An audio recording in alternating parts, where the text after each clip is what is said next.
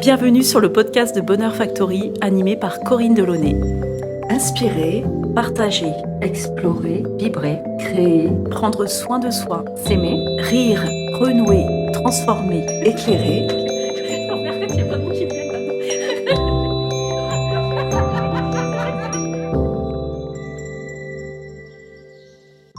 Bonjour à tous. Le confinement que nous vivons actuellement nous a obligés à repenser notre programmation prévue pour le lancement de notre chaîne podcast. Nous avons contacté des invités qui nous semblaient intéressants d'entendre pour transmettre des messages d'apaisement, de confiance, mais aussi des réflexions sur le futur. Nous avons donc enregistré des épisodes à distance et la qualité du son n'est pas optimale. Par avance, merci pour votre écoute indulgente.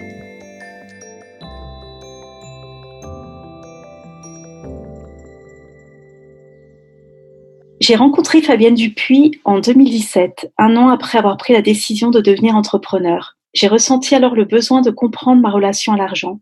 Il y avait cette petite voix en moi qui avait tellement peur de manquer, qui ne savait pas comment faire avec l'argent.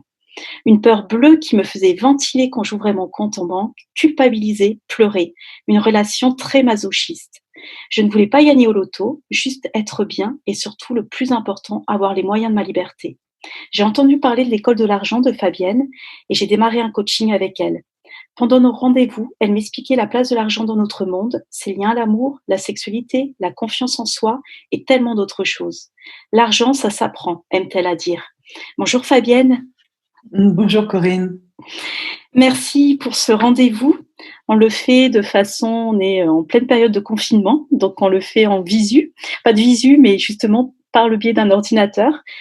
J'ai pensé que c'était quand même nécessaire de faire cette interview parce qu'à l'heure actuelle, on est tous confinés en train de se poser plein de questions et notamment ces difficultés économiques qui vont très vite arriver pour pas mal de gens. Donc, est-ce que tu peux nous expliquer pourquoi il faut nous éduquer justement par rapport à cette notion d'argent ? Oui, parce qu'en gros, on a l'impression qu'on sait tout avec l'argent parce qu'on connaît par cœur le code de notre carte bancaire, qu'on sait faire notre signature sur un chèque, qu'on sait ouvrir l'application de suivi de nos comptes sur notre smartphone et encore. Et en réalité, ça n'a rien à voir avec tout ça. C'est beaucoup plus argumenté que ça. Moi, j'aime bien dire effectivement que l'argent, ça s'apprend, c'est comme une seconde langue et on sait à peine en réalité, ou alors on devine un petit peu quelques-uns des aspects principaux de l'éducation financière dont on aurait besoin vraiment, tous autant qu'on est, parce que l'argent, c'est un outil et comme plein d'outils, il y a un mode d'emploi et que même si on devine un tout petit peu le mode d'emploi, en fait, on n'en respecte pas du tout les grandes lignes, la plupart du temps.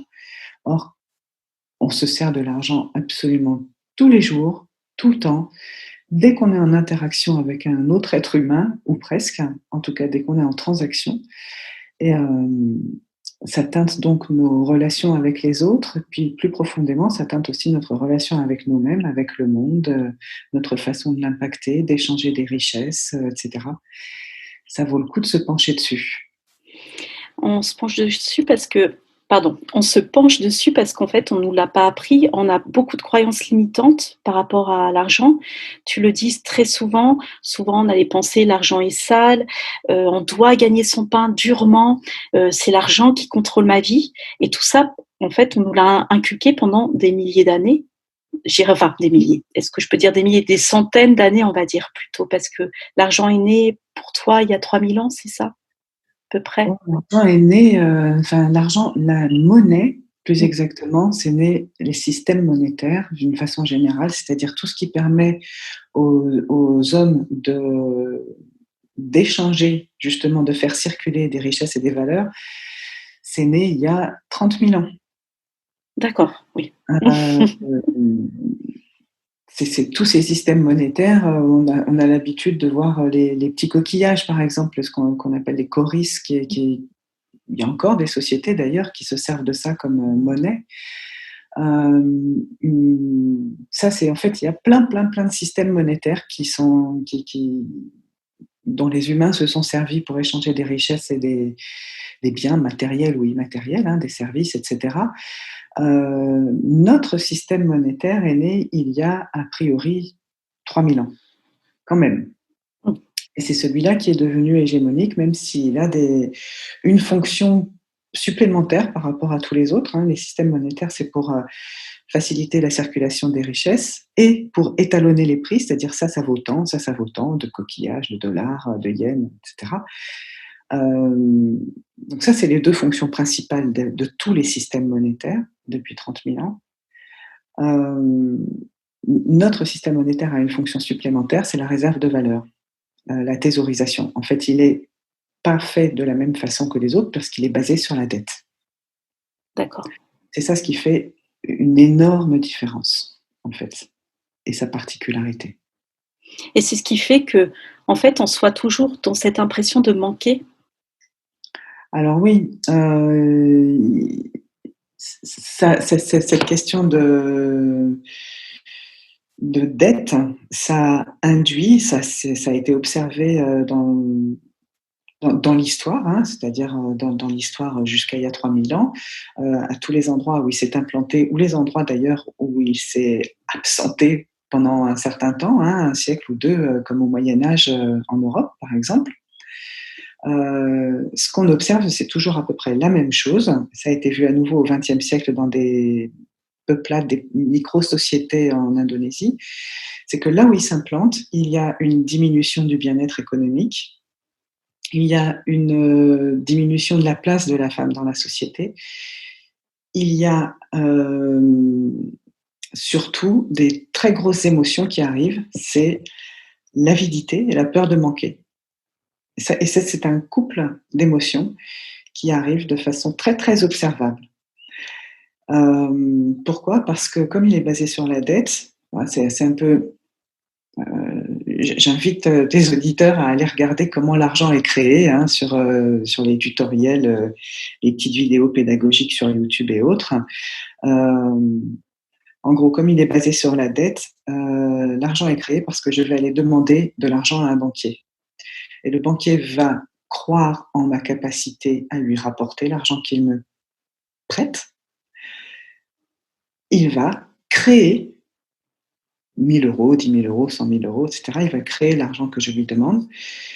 Et puis moi, je vais devoir lui rapporter, selon un calendrier, tout cet argent-là. Au fur et à mesure que je lui rapporte de l'argent, pour simplifier, il décrée l'argent. Donc tout l'argent qui est en circulation, parce que moi j'ai eu mes 1000 euros par exemple, et ben, je m'en suis servi pour acheter, je sais pas moi, une voiture d'occasion, un four à micro-ondes, peu importe. Donc l'argent, je l'ai mis en circulation, on va dire. L'argent qui est en circulation entre nous, c'est de l'argent de dette. Donc je lui rapporte, il m'a fait confiance, il a eu raison, hein, parce que je suis capable de créer de la valeur. Je lui rapporte ces 1000 euros, très bien. Mais je lui rapporte aussi les intérêts, c'est-à-dire le loyer de l'argent. Mmh. C'est ce qu'il a jugé, ce que nous deux, on est tombés d'accord pour dire bon ben voilà, c'est un service que vous me rendez, ce service il coûte tant. Et ces intérêts, en fait, moi je dois aller les chercher parmi l'argent qui est en circulation. Donc au fur et à mesure que je vais chercher des intérêts et que tous les acteurs vont chercher des intérêts parmi l'argent qui est en circulation, c'est-à-dire parmi l'argent de dette, ça veut dire qu'il y en a d'autres qui doivent emprunter ailleurs. Encore plus. Donc en fait, ce toujours plus est lié intrinsèquement à notre système monétaire.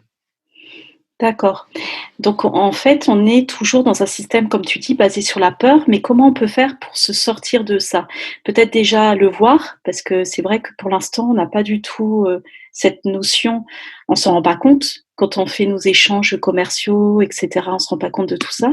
Donc il faut qu'on aille, voir à l'intérieur de nous comment tu procèdes justement pour que les gens prennent conscience de cette notion. Parce que moi, avant de te voir, j'avais pas du tout conscience de ces échanges, en fait. Pour nous, c'est tellement, naturel, on va dire, entre guillemets. Comment tu fais pour que les gens prennent conscience de ça, en fait? Tu les mets face à quoi? Comment on peut travailler là-dessus pour justement essayer de déconstruire ces peurs? on est dans ce système, on ne peut pas en sortir pour le moment. Donc, comment on fait pour travailler dessus? Oui, alors, bon, là, c'est quand même une seule partie des aspects psychologiques, Oui, croyances inconscientes, etc., etc. Mais en fait, on est conduit, drivé à l'intérieur par tout un tas de croyances. Là, on a juste parlé d'une des raisons pour lesquelles il y a ces croyances ou ces émotions.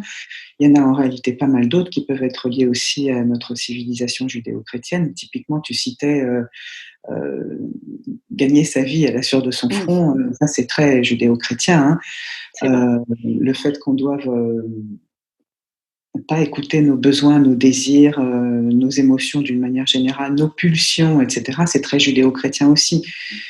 Tout ça, ça nous sépare de ce qui est bassement matériel, on va dire.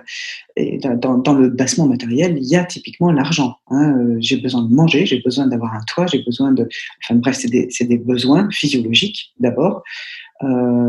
Mais petit à petit, on a appris avec cette civilisation judéo-chrétienne que nos besoins, c'est pas si intéressant que ça, que ce qui est intéressant, c'est le monde de la pensée, du raisonnement, de la logique, etc. Donc on écoute peu d'une manière générale nos émotions. Avidité, peur de manquer, et puis tout ce qui est plus induit par notre système monétaire, du type la course au toujours plus, et donc la compétition, l'individualisme, etc., etc., c'est une partie de ces émotions, pulsions, besoins réels, pragmatiques, concrets, qu'on n'écoute pas, qu'on met dans une grosse marmite, on va dire, hein. Et en fait, avec l'argent, c'est beaucoup cette grosse marmite qui agit de façon inconsciente. Typiquement, typiquement, les gens qui viennent me voir, pour beaucoup, me disent: «Je ne sais pas où va mon argent». Derrière ce «je ne sais pas où va mon argent», il y a un peu de «je veux pas savoir», un peu de «je n'observe pas» de façon réelle, pragmatique, concrète, et puis un peu de toutes ces émotions que je ne connais pas, que je ne fréquente pas, que je ne veux pas voir, que j'ai appris à refouler depuis que je suis toute petite, depuis que mon papa et ma maman m'ont répété 1500 fois: «Tu n'as pas froid, tu n'as pas peur, tu n'as pas faim, tu n'es pas fatigué, tu n'es pas triste», etc. Toutes ces choses que je veux pas voir, là, finalement, eh ben, c'est très facile de les mettre sur le compte de l'argent. Donc ce que moi je propose, c'est, justement d'aller regarder, heu, réellement dans notre vie concrète, heu, qu'est-ce qui se passe avec l'argent? C'est-à-dire, qu'est-ce que je dépense? Comment je dépense? Comment je gagne mon argent? Comment je le dépense ensuite? C'est-à-dire, quel goût il a, quelle saveur il a, quel comportement il a quand il passe entre mes mains? Heu, Arrêter de faire comme si j'étais pas là, comme si l'argent il passait, voilà, dans une espèce de grand courant d'air, et que je ne le teinte pas, moi, de mes priorités, de mes besoins, de mes objectifs, de mes valeurs, de tout ça. Donc en fait, l'idée elle est super simple, c'est je regarde comment réellement je me sers de mon argent. Parce que quand tu viens me voir en me disant, je dis tu par facilité, hein, quand quelqu'un vient C'est me le cas de voir tout en le monde, je dirais. Il y a beaucoup de personnes, oui, tu disais 9 mmh, personnes sur 10 qui viennent te voir et qui ont carrément oublié leurs désirs et qui savent pas où passe l'argent, en fait, comme tu dis si bien. c'est ça. Et typiquement en me disant: «Mais, Il y en a pas assez. heu, voilà, je dépense rien pour moi». Enfin, parfois je m'achète des bricoles, OK, mais je comprends pas où va mon argent. Puis à la fin du mois, c'est quand même 500 € qui est parti en rien. Mmh.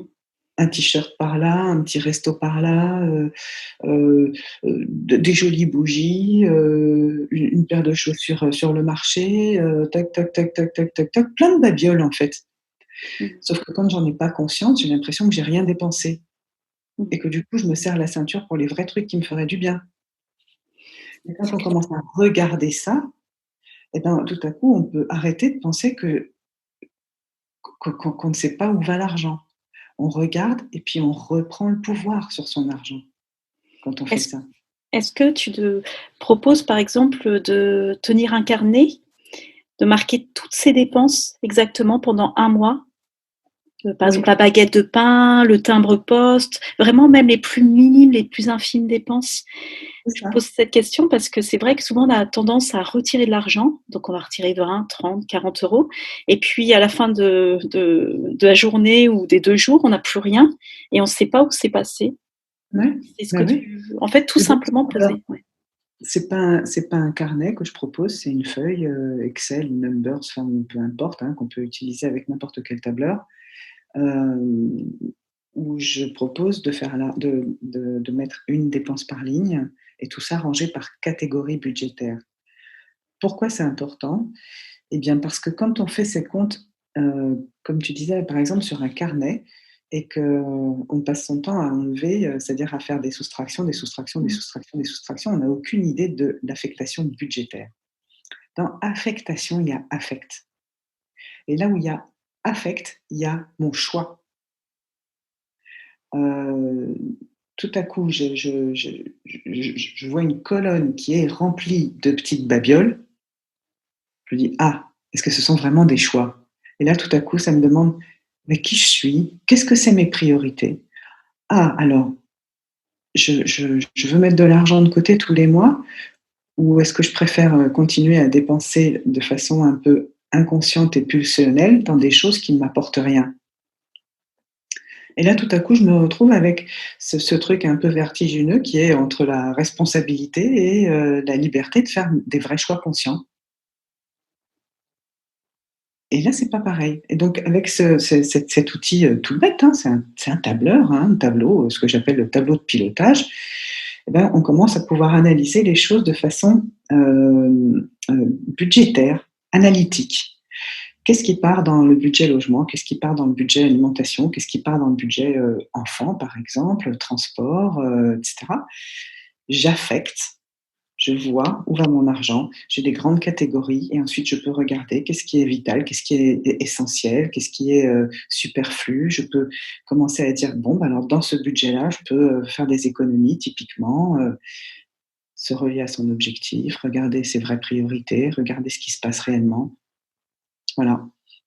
Sur les personnes qui viennent te voir, est-ce que tu vois une évolution? Parce que c'est très douloureux, en fait, d'aller voir justement comment on dépense son argent. Je l'ai vécu moi-même, parce que c'est vrai que comme tu dis, on ne se rend vraiment pas compte de là où on le met et on a toujours l'impression, qu'on n'en a pas assez.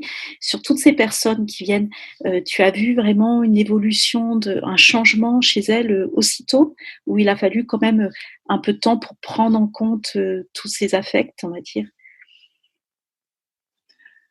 À partir du moment où la personne, se met effectivement à faire ses comptes de cette façon-là, c'est-à-dire de façon un peu globale, heu, ce qui arrive très vite, c'est: «Ah OK, alors donc j'observe que mon argent part à cet endroit-là. J'observe qu'à cet endroit-là, je suis un peu en je ne voyais pas. J'étais en déni de responsabilité et cetera. J'observe que du coup, à tel et tel et tel endroit, je peux, reprendre le pouvoir. Et là, en fait, c'est ce qui commence, à mon sens, le plus vite, c'est, cette, reprise en main de, où est-ce qu'il est mon pouvoir? Qu'est-ce que je peux réellement décider? Ça, c'est ce qui va le plus vite. Et puis, tout au long de l'accompagnement, il y a, les vraies questions qui émergent, c'est-à-dire, heu, qu'est-ce qu'est-ce que je ne voyais pas, que maintenant je peux voir parce que je regarde comment je dépense réellement mon argent? Hem Et typiquement, quand on parlait d'affectation des budgets, typiquement il y a, et ben moi je veux faire des économies. OK, tu veux faire des économies, pourquoi faire? Ah bah, au cas où. Et ça, c'est vraiment comme, monter dans un taxi. OK, on a l'outil, on a le taxi et on va où? Ah, on va au cas où. Et ça marche pas. Des économies, il faut les faire parce qu'il y a un but précis. C'est confondre l'objectif et l'outil. Quand on fait des économies au cas où, on est en train de confondre l'objectif et l'outil. Les Oui. économies. C'est pour le jour où il y aura quelque chose. Et là, on reprend ce terme d'affecter. C'est-à-dire, qu'est-ce que je vais faire de cet argent? Si je fais des économies au cas où, ben, est-ce que c'est parce que la machine à laver tombe en panne que je vais les prendre? Est-ce que c'est pour dans 20 ans, quand mes enfants auront besoin de faire des études, que je vais les prendre? Est-ce que c'est, je sais pas moi, pour m'acheter un four à céramique, pour me payer une formation, pour, voilà. Donc le au cas où, ça laisse un truc qui est tellement flou que quoi qu'il arrive, je pourrais toujours me dire que je suis incapable de faire des économies. Tu veux dire que quand on dit «au cas où», en fait, on n'en fait pas d'économie. La plupart du temps, on va piocher dedans et on va s'en servir. Ouais, Ouais, oui, je pense que c'est souvent ça ou alors, on va pas du tout piocher dedans parce qu'on les garde au cas où. ouais, donc on s'en sert jamais, ouais. On se Et fait pas plaisir quelque non, part. mais souvent, il y a un truc qui est vraiment de cet ordre-là, c'est-à-dire, quel est le cas où, quoi? On refuse d'affecter, on refuse de décider, on refuse de faire un choix. Alors que c'est à la limite beaucoup plus simple de dire, eh ben ça c'est pour la prochaine machine à laver, donc sur ce compte-là, je sais pas, on va dire un compte LDD, c'est pour la machine à laver, sur tel compte c'est pour, ça, sur tel autre c'est pour ça, voire même, eh ben on fait un virement de 100 €, mais on sait qu'il y a 30 € pour la machine à laver, 30 € pour le prochain four à céramique, et Mmh. cetera. Mais en fait, on les affecte, on leur donne un projet et là c'est beaucoup plus clair. Et dans ce cas-là, bah, si tu veux faire des économies, bah, tu les mets pas à la fin du mois quand il reste plus rien, en te disant: «Décidément, je suis nul, j'arrive pas à faire des économies». Parce que ça, c'est se tendre à soi-même la perche pour se taper, Mmh. mais on les met au début du mois, puisqu'on veut les faire et qu'on sait pourquoi on veut les faire. Et Et quand là, elles on sont peut mises voilà, quand elles sont mises au début du mois, c'est beaucoup plus simple. Et là, on se rend compte, ce que tu disais au début, que l'argent est vraiment un outil et non pas un objectif. Donc on peut Ah, très bien comprendre aussi pendant ce processus qu'on n'a peut-être pas besoin de gagner 4 000 € par mois pour être heureux. On peut très bien, enfin tout dépend des personnes, mais justement que ça ce n'est pas un objectif de se dire: «J'en ai marre, je veux gagner plus dans ma vie, je m'en sors pas». Mais peut-être qu'en regardant, bah, avec ce qu'on a, on peut déjà très bien se faire plaisir. La notion de plaisir est importante aussi. d'abord, il y a ça, il y a le Mmh, truc de: «Je veux gagner plus, mais pourquoi faire? mmh. Pour ressentir quoi?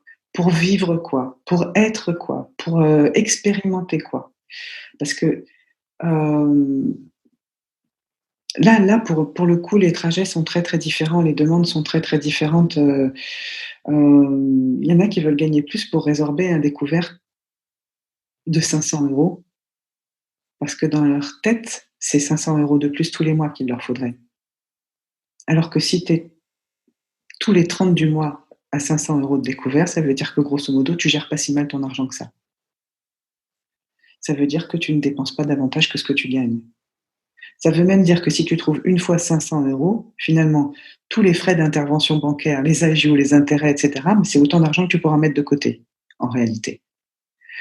Il y a des personnes qui viennent me voir et qui se disent qui me disent: «Bah, oui, mais j'ai besoin de gagner plus d'argent» et puis qui finalement se rendent compte que, bah, non, en fait, c'est pas de gagner plus d'argent que j'ai besoin de passer plus de temps de qualité avec mes enfants et à budget constant, je suis beaucoup plus heureuse. Ou alors, j'ai besoin de gagner plus d'argent. Ah, mais c'est parce que moi, je veux embaucher quelqu'un, dans ma société. J'ai besoin de déléguer une partie de ce travail qui ne me convient pas. Eh ben, oui, OK, alors du coup, on va essayer d'aller vers ça et on gagne plus d'argent.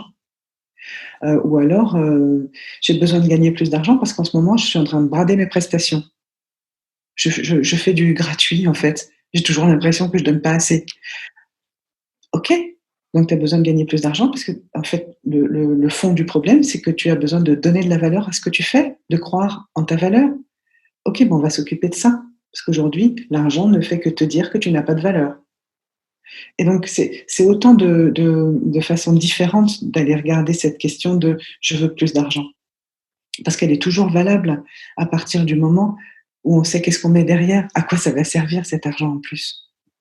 Est-ce que c'est pour exprimer davantage mes valeurs, personnelles, existentielles? Est-ce que c'est pour, expérimenter autre chose? Est-ce que c'est pour,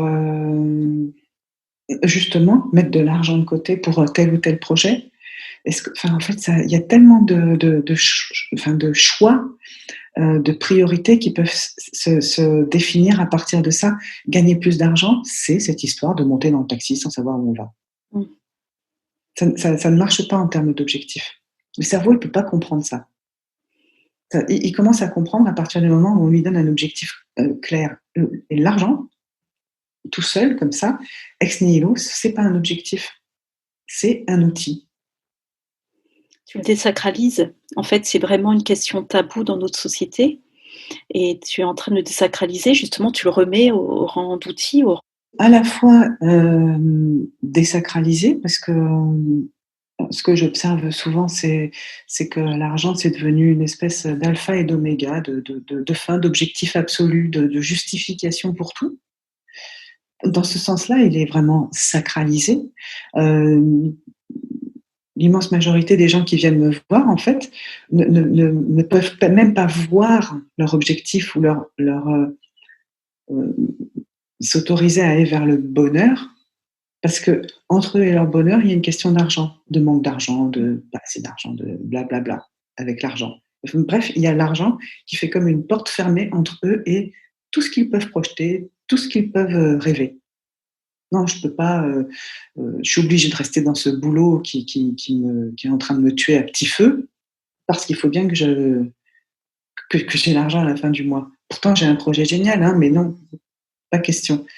Voilà, ça c'est vraiment un truc typique, hein, je peux pas aller vers mon rêve, vers mon objectif parce que l'argent. Donc à la fois, c'est le désacraliser, en même temps, c'est lui redonner, sa juste place qui est énorme, énorme. De Enfin, c'est vraiment, l'outil de circulation de la valeur entre les êtres humains. C'est un des outils principaux, on s'en sert tout le temps. C'est avec de l'argent que je signale, mes valeurs personnelles, existentielles dans le monde. Aujourd'hui, si j'ai, 500 € et ben, mon impact sur le monde, il va être très, très, très, très, très différent si j'ai, 50 000 € par mois. Si j'en ai pour 50 000 € à dépenser par mois pour mes valeurs, ben il y a plein de, je sais pas moi, de petits commerçants, d'entreprises, et cetera, qui portent mes valeurs et qui vont, elles, gagner davantage d'argent et en fait, l'argent que j'ai, il va impacter le monde autour de moi selon mes valeurs.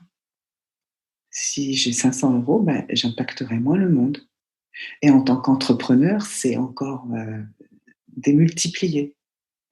Mes choix d'investissement, mes choix, en matière d'économie sociale et environnementale, et cetera, ils vont être bien augmentés si j'ai beaucoup d'argent en tant qu'entrepreneur par rapport à si j'en ai très peu. en fait, il faut reprendre nos propres pouvoirs et pas lui donner tous les pouvoirs. C'est ce que tu es en train de dire Ah à bah chaque oui, fois, en fait. l'argent C'est est vraiment un aller mauvais voir l'argent est un mauvais maître et un excellent serviteur. mmh. Ça, Qui c'est c'est qui dit ça? Alexandre Dumas fils. D'accord, ouais. Bah, écoute, moi je me rappelle aussi de ce que tu me disais, c'est qu'à chaque fois que j'étais payée, il fallait que je me fasse plaisir, un petit plaisir, mais soit m'accorder du temps, pas forcément un plaisir, justement, à aller m'acheter quelque chose, mais pourquoi pas, mais se faire plaisir dès qu'on était payé, justement, par un client Oui, ou là, même c'est pour les vraiment salariés. le côté un peu, énergétique de l'argent. Si mon argent ne me sert qu'à payer, mes charges, et tout ce que je suis obligée de faire et que c'est teinté de quelque chose de lourd pour moi, ben, mon cerveau va pas se mettre à la disposition d'aller en gagner plus. Si tout à coup, je me félicite d'avoir gagné cet argent, j'en profite d'avoir gagné cet argent. Ça J'envoie à mon cerveau le signal que c'est bon de gagner de l'argent. C'est pas seulement, à la sueur de mon front, c'est aussi un plaisir et là, pourquoi pas effectivement gagner davantage du coup? Oui, ça fait partie des petites recettes que je Mmh. propose. J'ai divulgué tes secrets. Bah, écoute, on va finir cette émission comme ça. Je voulais répéter, tu as créé une école de l'argent, www.l'écoledelargent.com. École de l'argent, sans École, ouais. écoledelargent.com. C'est très intéressant. Il y a aussi un groupe Facebook qui s'est créé justement sur les femmes, l'argent et la vie épanouissante. Ouais. Ça, c'est très, très intéressant. Moi, j'y suis et c'est vrai qu'il y a plein de choses qui sont échangées quotidiennement. Et aussi, maintenant, tu fais des petits, on va dire des petits posts SoundCloud où tu racontes une histoire. Et c'est aussi magnifique parce que on se reconnaît tous plus ou moins dans une des histoires que tu as racontées, enfin que tu vas raconter au fil des semaines. Donc vraiment, je vous incite à aller voir tout ça. Et on va faire une deuxième émission qui va plus porter sur les femmes et l'argent parce qu'on pense que c'est très, très important d'en parler, surtout à l'heure actuelle. Mais n'hésitez pas à aller voir déjà le site internet, le groupe Facebook, ainsi que le SoundCloud qu'on retrouve sur le Facebook de l'École de l'argent. Merci Fabienne en tout cas. À très vite. Merci Corinne. Au revoir. Bonheur Factory est un créateur de moments optimistes et inspirants par le partage de la connaissance et des expériences. Nous essaimons nos messages sous différentes formes, conférences, café des éclaireurs, chaîne YouTube et podcast. Vous pouvez nous suivre sur notre site et nos réseaux sociaux en saisissant simplement Bonheur Factory. N'hésitez pas à partager cette émission et nous laisser un j'aime. Vous pouvez également rejoindre notre ruche de gens optimistes en adhérant à notre association Bonheur Factory. Merci et à très vite pour du bonheur dans vos oreilles.